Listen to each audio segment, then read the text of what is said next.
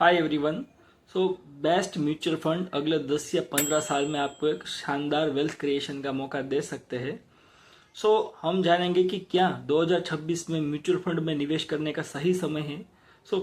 अगर mutual fund में invest करने का सही समय है तो हमको क्या खरीदना चाहिए। क्या हम एक लार्ज कैप फंड ले, या फिर हम एक फ्लेक्सी कैप फंड ले, या फिर एक इंडेक्स फंड सबसे सुरक्षित विकल्प है। आज की वीडियो में हम बात करेंगे उन म्यूचुअल फंड कैटेगरीज की जो 2026 में निवेशकों के लिए सबसे ज्यादा चर्चे में रही है। वीडियो को अंत तक आपको समझ में आ जाएगा कि कौन सा म्यूचुअल फंड आपके लिए सबसे उपयुक्त हो सकता है। अगेन ये वीडियो कोई उद्देश्य के लिए नहीं है, मैं कोई सेबी रजिस्टर्ड एनालिस्ट नहीं हूँ। निवेश करने से पहले आप अपना रिसर्च करें या फिर फाइनेंशियल एडवाइजर की सलाह लें। 2026 में म्यूचुअल फंड क्यों? भारत दुनिया की सबसे तेजी से बढ़ती हुई अर्थव्यवस्थाओं में से एक है। Digital media, manufacturing growth, infrastructure spending और बढ़ती हुई कंजप्शन आने वाले वर्षों में भारतीय कंपनी को कमाई को कई गुना बढ़ा सकती है।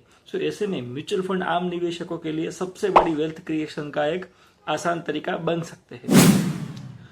फर्स्ट कैटेगरी है इंडेक्स फंड। अगर आप बिगिनर है तो आपको इंडेक्स फंड से शुरुआत कर सकते हो। इंडेक्स फंड यानी कि किसी एक इंडेक्स को ट्रैक करते हैं और सिंपली जो इंडेक्स में जितनी कंपनियां हैं उसमें वो आपका पैसा इन्वेस्ट करता है। सीधा सा है कि इंडेक्स को सीधा कट कॉपी पेस्ट कॉपी किया जाता है। उसके फायदे क्या है? उसका एक्सपेंस रेशियो कम है, सरल निवेश है और लॉन्ग टर्म वेल्थ क्रिएशन का आपको मौका मिल सकता है। अभी पॉपुलर इंडेक्स फंड कौन से है? यूटीआई निफ्टी 50 इंडेक्स फंड है, एचडीएफसी का इंडेक्स फंड है और आईसीआईसी प्रूडेंशियल का निफ्टी इंडेक्स फंड है। दूसरी कैटेगरी है फ्लेक्सी कैप, और ये फ्लेक्सी कैप कैटेगरी बहुत ज्यादा चर्चे में और बहुत ज्यादा फेमस है।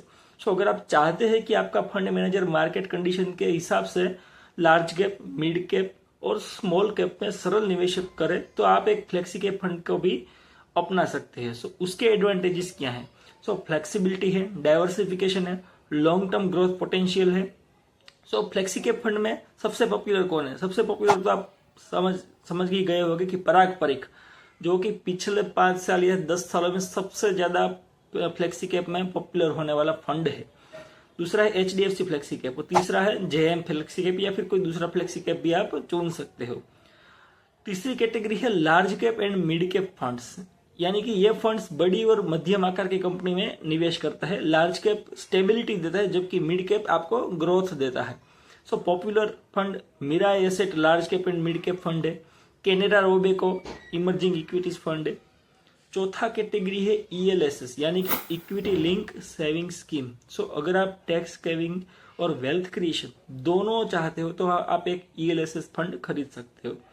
उसके बेनिफिट्स क्या है? उसमें टैक्स बेनिफिट है, इक्विटी एक्सपोजर है और लॉन्ग टर्म आपका ग्रोथ है। उसके एग्जांपल पराग परिक ईएलएसएस टैक्स सेवर, वो आप खरीद सकते हो। दूसरा आप क्वांट का एक ईएलएसएस टैक्स सेवर फंड है, वो भी आप लुकआउट कर सकते हो। अब क्वेश्चन आता है how to select mutual fund. Mutual fund चुनते समय आपको किन किन टॉपिक्स है, किन किन चेकलिस्ट है, उसका आपको ध्यान रखना चाहिए। म्यूचुअल फंड को चुनते समय केवल आप उसका रिटर्न या फिर पास्ट ट्रैक रिकॉर्ड या फिर पास्ट रिटर्न देख के आप मत लीजिए, उसकी इन पॉइंट्स को भी ध्यान दे। फर्स्ट है फंड कैटेगरी को भी देखिए, कौन सा कैटेगरी का फंड है। दूसरा एक्सपेंस रेशियो, उसका एक्सपेंस रेशियो कितना है। तीसरा एग्जिट लोड, यानी कि जब आप एग्जिट करोगे तो एग्जिट लोड आपको कितना है।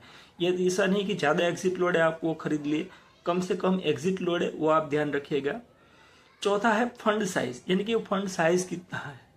पांचवा है फंड मैनेजर ट्रैक रिकॉर्ड, ये हमारे लिए बहुत इंपॉर्टेंट है, यानी कि जिस नाव में हम बैठे उस नाव के मालिक या फिर उस नाव को चलाने वाले पे ध्यान दे कि उसका ट्रैक रिकॉर्ड क्या है कि नहीं, उसने पहले परफॉर्मेंस दिया है कि नहीं, पास्ट में परफॉर्मेंस दिया है कि नहीं, और कितना साल का एक्सपीरियंस है, ये हमारे लिए बहुत ही मैटर करता है। पांचवा है पोर्टफोलियो क्वालिटी, यानी कि पोर्टफोलियो को देखे पूरा रिव्यू किया जाए कि उन पोर्टफोलियो में कितने कितने स्टॉक्स और कौन सी कंपनी और कितना परसेंटेज एक्सपोजर किन किन स्टॉक्स को दिया गया है, वो भी आप ध्यान रखिए। छठा है कंसिस्टेंसी परफॉर्मेंस, यानी कि परफॉर्मेंस देता है तो उसकी कंसिस्टेंसी क्या है, उसका रिटर्न क्या है, तो ये भी पॉइंट से आप ध्यान रख सकते हो। नेक्स्ट अभी आता है कि सिंपल एसआईपी स्ट्रेटजी, यानी कि आपको स्ट्रेटजी क्या रखे। अगर कोई बिगिनर मान लीजिए एग्जाम्पल के तौर से 5,000 पर मंथली एसआईपी शुरू करना चाहता है, केवल वो अलोकेशन ऐसा कुछ कर सकता है, यानी कि 5,000, यानी कि 50% इंडेक्स फंड यानी कि 2,500 आप इंडेक्स फंड में लगा लिए, 30% फ्लेक्सी कैप फंड में, और बचे हुए 20% एक लार्ज एंड मिड कैप में लगा सकते हो। तो इससे आपका पूरा पोर्टफोलियो एक बैलेंस रहेगा, अग्रेसिव भी नहीं रहेगा, बहुत डिफेंसिव भी नहीं रहेगा और बहुत मिडल भी नहीं रहेगा। पूरा का पूरा आपको तीनों सेक्टर, तीनों कैटेगरी का एक्सपोजर आपको मिलेगा।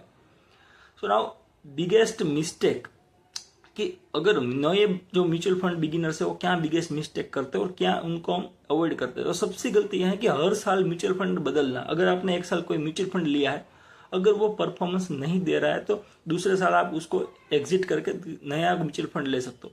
याद रखिए, म्यूचुअल फंड पूरा कंपाउंडिंग पे ही काम करता है, डोंट इंटरप्ट। अगर आपने कंपाउंडिंग को इंटरप्ट करा, आपका पैसा नहीं बनेगा, चाहे आप कितने भी म्यूचुअल फंड बदल लो, कितने भी म्यूचुअल फंड नए नए सिलेक्ट कर लो। और म्यूचुअल फंड का गेम ही 5 या 10 साल बाद शुरू होता है। 1 महीने में, 2 महीने में म्यूचुअल फंड में रिटर्न नहीं मिलता।